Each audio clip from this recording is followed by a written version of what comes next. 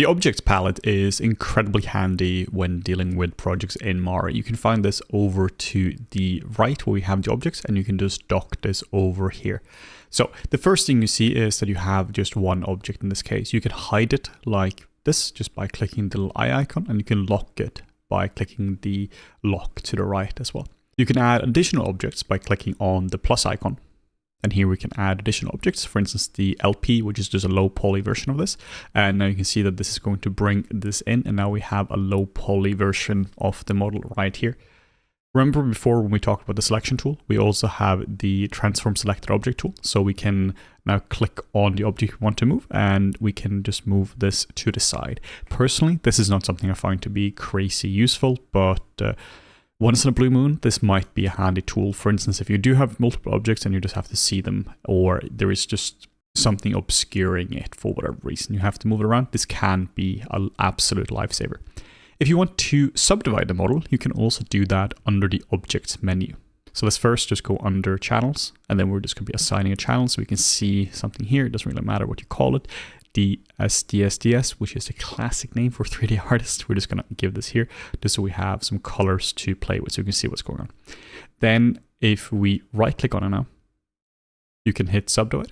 And this is going to actually subdivide the model. This is the same way you'll be doing this in Maya. So you can set this to 2 subdivision levels, for instance. So you can just set this to 2 and then hit OK. You can, well, before you do that, you can change the scheme and the boundary interpolation, which is the UV smoothing. You'd probably want to set this to sharp edges and corners.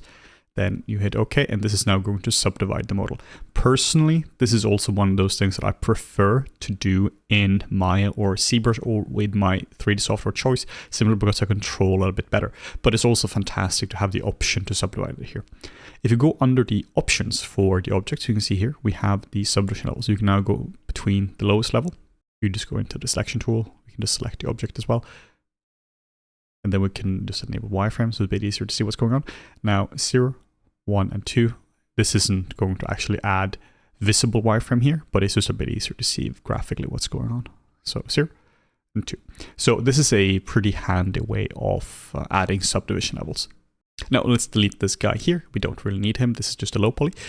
What I use objects for the most, or by far, is not actually as additional objects. Like we mentioned before, I far prefer to keep everything in one main object like this, and I do this by offsetting the UVs.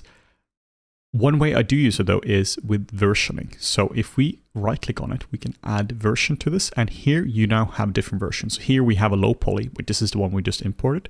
So often you have a high poly and you have a low poly. You might be using the low poly for actual texture painting for performance reasons, but then you want to have the high poly to see what you're painting as well once in a while for sanity checking. And you can see here it supports every format under the sun, from Alembic, FBX, USD, all sorts of stuff. Then we can hit open and nothing will have happened because we haven't changed the version yet. Now we go under geometry and you can see the version here, and now we can go to low poly, and this swaps between these beautifully.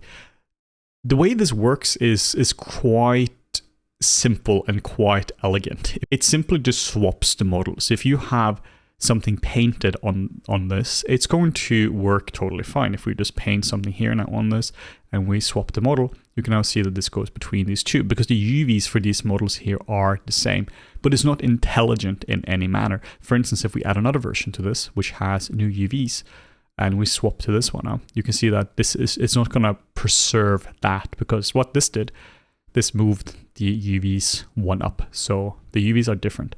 And this just shows that it's not intelligent in any way.